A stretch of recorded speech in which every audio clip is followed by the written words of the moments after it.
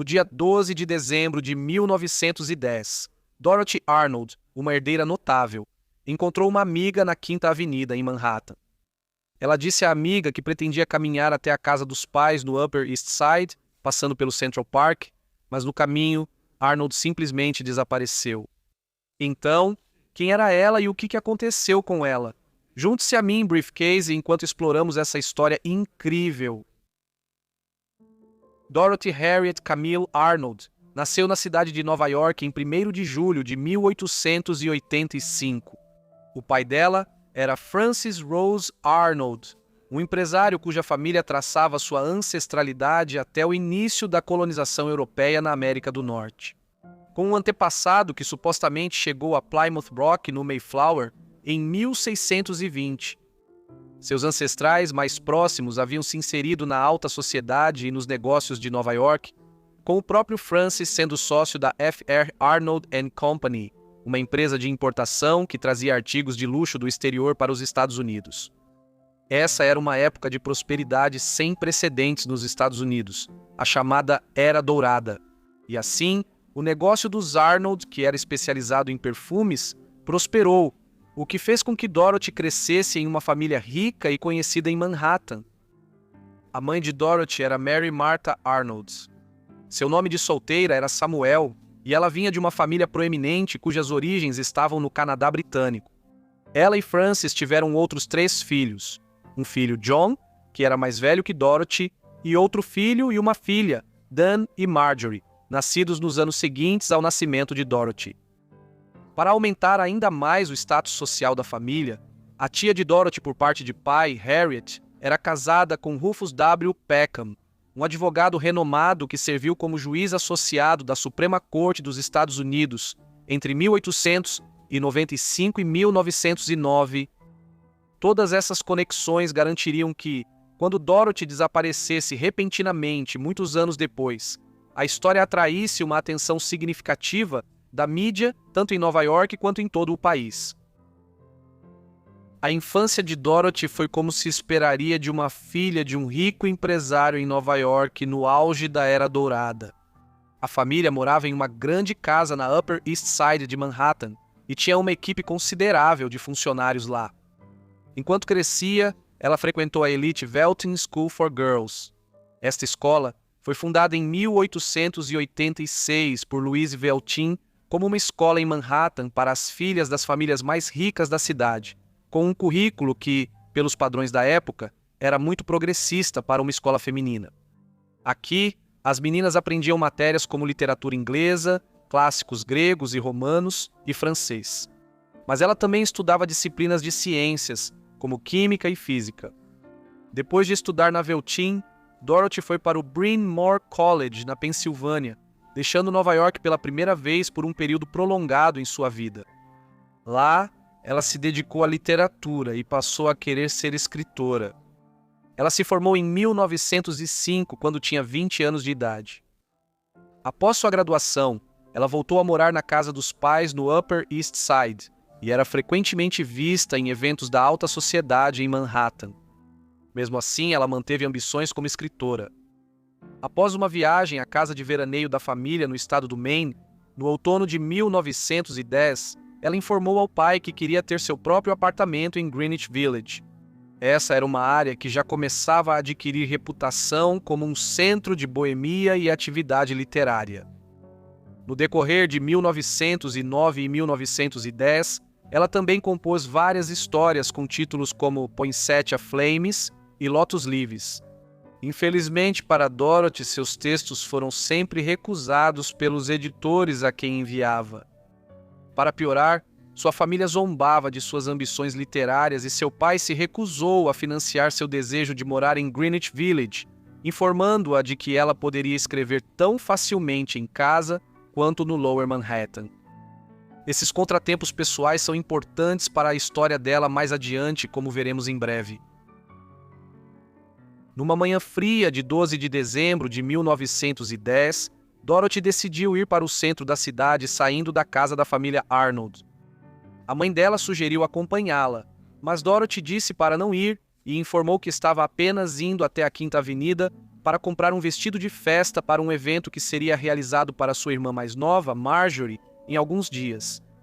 Dorothy também estava indo à livraria Brentanos para pegar alguns livros. No dia em questão, foi observado que ela estava bem vestida, com um casaco caro de sarja azul com pele e uma bolsa de cetim. Esses são pontos importantes a serem observados, pois suas roupas caras a fariam se destacar nas movimentadas ruas de Manhattan e poderiam tê-la tornado um alvo para roubo. Ela também estava usando um chapéu de veludo preto muito chamativo, com 2 rosas azuis. Na Quinta Avenida e em algumas ruas próximas, ela comprou várias coisas, incluindo uma caixa de doces em uma loja, onde a vendedora a reconheceu tão bem que registrou a venda na conta da família sem nem perguntar quem ela era. Do lado de fora da livraria Brentanos, Dorothy encontrou Gladys King, uma conhecida da família que iria à festa de Marjorie em alguns dias. Ela entregou a Dorothy os bilhetes de confirmação que pretendia enviar pelo correio para dizer que iria à festa, e comentou que assim economizaria no selo. Isso foi por volta das 2 da tarde. Dorothy comentou com Gladys que estava prestes a voltar para casa no Upper East Side e provavelmente faria isso caminhando pelo Central Park. Com isso, elas se despediram uma da outra. Gladys King seria a última pessoa a conversar com Dorothy Arnold, ao que sabemos. Depois que se despediu de Gladys, Dorothy não foi mais vista por ninguém que a conhecesse. Ela não foi ao jantar na casa da família, preocupando imediatamente seus pais e irmãos. Não era do feitio de Dorothy faltar ao jantar, e se estivesse atrasada ou tivesse decidido ir a algum lugar, ela sempre avisava com antecedência para justificar sua ausência. A família Arnold não contatou as autoridades de imediato, o que era compreensível. Poucos acionam a polícia logo após um desaparecimento de poucas horas, mesmo assim estavam claramente preocupados. Naquela noite, discretamente ligaram para amigos de Dorothy para saber se a tinham visto ou se naquele dia ela estava visitando um deles. Todos responderam que não tinham. Os Arnolds estavam ansiosos naquele momento para não deixar que a notícia se espalhasse de que sua filha aparentemente havia fugido. Isso criou uma situação que levou a problemas nas semanas seguintes. Na noite em que Dorothy desapareceu, uma amiga dela, Elsie Henry, que a família contatou mais cedo, ligou para a casa dos Arnold por volta da meia-noite para saber se Dorothy havia retornado. Em resposta, a mãe de Dorothy, uma mulher de temperamento nervoso, mesmo em circunstâncias normais, disse que Dorothy havia voltado para casa, mas não podia falar com Elsie porque tinha ido direto para a cama com dor de cabeça. Esse incidente levou a suspeitas nas semanas seguintes de que os Arnolds sabiam mais sobre o desaparecimento de Dorothy do que estavam admitindo, embora não pareça que esse fosse o caso. Nos dias seguintes, a situação piorou. Temendo um frenesi da mídia devido à sua proeminência na sociedade de Nova York, os Arnolds decidiram não comunicar o desaparecimento de Dorothy. Eles seguiram investigando discretamente para tentar descobrir onde ela estava e contrataram um amigo da família e advogado John Keith para realizar algumas investigações para eles.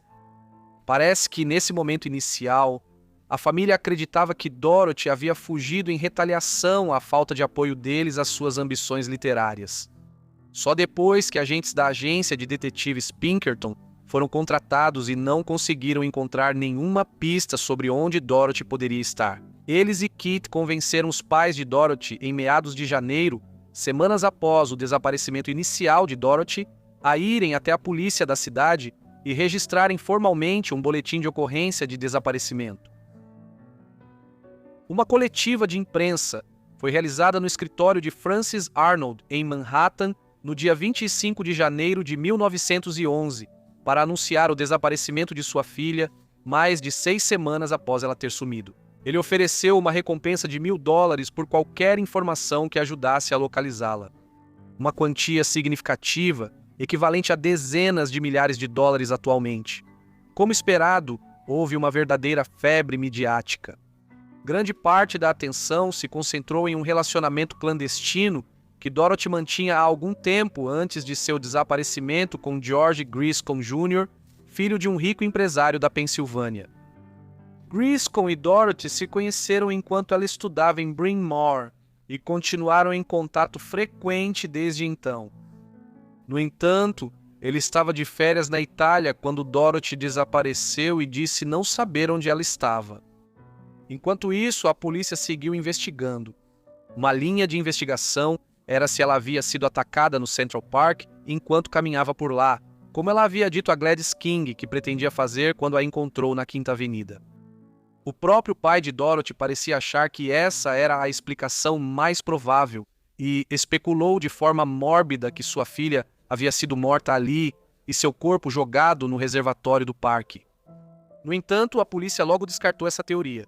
Eles observaram que o nível da água do reservatório em meados de dezembro de 1910, quando Dorothy desapareceu, estava muito baixo para esconder seu corpo. Se ela tivesse morrido dessa forma, o mistério aumentou quando, no início de fevereiro, os Arnolds receberam um cartão postal que dizia simplesmente "Estou segura" e que estava assinado como Dorothy. A caligrafia era semelhante à da filha deles, mas uma amostra da letra dela havia sido publicada nos jornais de Nova York como parte da investigação no final de janeiro. E logo se concluiu que o cartão postal era apenas uma brincadeira cruel feita por alguém imitando a caligrafia de Dorothy. Tendo descartado isso, a polícia anunciou no final de fevereiro que a investigação seria reduzida. Dorothy estava desaparecida há 75 dias quando fizeram um anúncio e, sem qualquer evidência que sugerisse o que poderia ter acontecido com ela, só puderam concluir que ela quase certamente estava morta. Houve inúmeros supostos avistamentos e relatos de contato com Dorothy nos anos que se seguiram. Esses relatos geralmente vinham de afirmações especulativas de que uma mulher parecida com ela foi vista em Nova York ou em outro lugar da costa leste. Nada concreto surgiu desses supostos avistamentos, embora continuassem a ocorrer. Já em 1935, um quarto de século após o desaparecimento de Dorothy, a polícia recebeu uma denúncia sobre um avistamento dela na Quinta Avenida, o último lugar onde ela havia sido vista, em 12 de dezembro de 1910. Isso por si só indica a maneira como as pessoas deixam sua imaginação correr solta.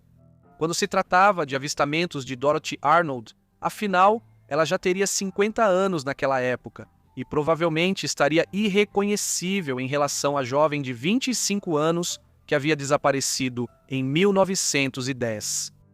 Enquanto isso, os pais de Dorothy continuaram a procurá-la e antes de seu pai morrer em 1922, ele já havia gasto mais de $250 milhão na tentativa de encontrar sua filha ou descobrir o que havia acontecido com ela.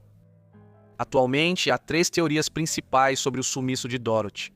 Uma delas é bastante especulativa. Ela sustenta que Dorothy estava grávida na época, provavelmente de George Griscom, e teria passado por um aborto improvisado naquela noite que deu errado e durante o qual ela morreu. Isso pareceu ser corroborado em 1916, quando um condenado em Rhode Island chamado Edward Glenerath fez afirmações sensacionais sobre como ele teria participado do descarte do corpo da jovem em dezembro de 1910, mas as informações que ele forneceu sobre onde ela foi enterrada não foram confirmadas em investigações posteriores, e ele mais tarde retirou sua declaração. Além disso, é altamente improvável que Dorothy simplesmente tivesse planejado parar em algum lugar em Manhattan, a caminho de casa pela Quinta Avenida, para fazer um aborto rápido em um beco antes de continuar com seu dia. Os outros 2 cenários são mais prováveis.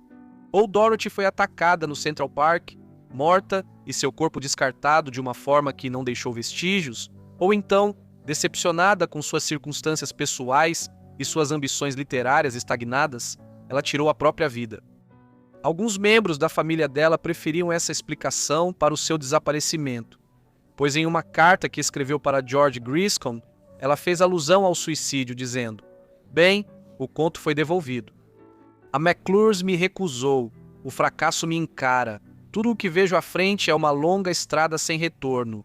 Mamãe sempre vai achar que aconteceu um acidente." Além disso, nesse momento, o relacionamento dela com Griscom estava indo de mal a pior. Ambas parecem plausíveis, mas sem evidências para comprovar qualquer uma das possibilidades, parece que nunca saberemos ao certo o que aconteceu com os socialites americanos que que desapareceram sem deixar rastros. Obrigado por assistirem ao vídeo sobre Dorothy Arnold. Espero que tenham achado interessante e desejo um Feliz Natal a todos. Se você gostou da narração do Briefcase, não deixe de conferir o canal dele aqui embaixo na descrição. E se tiverem sugestões, deixem nos comentários aqui embaixo também. Espero que vocês tenham ativado as notificações e estejam inscritos para receber todos os meus vídeos assim que eu os postar. Enfim, é isso da minha parte, então vejo todos vocês no próximo Forgotten Lives. Obrigado.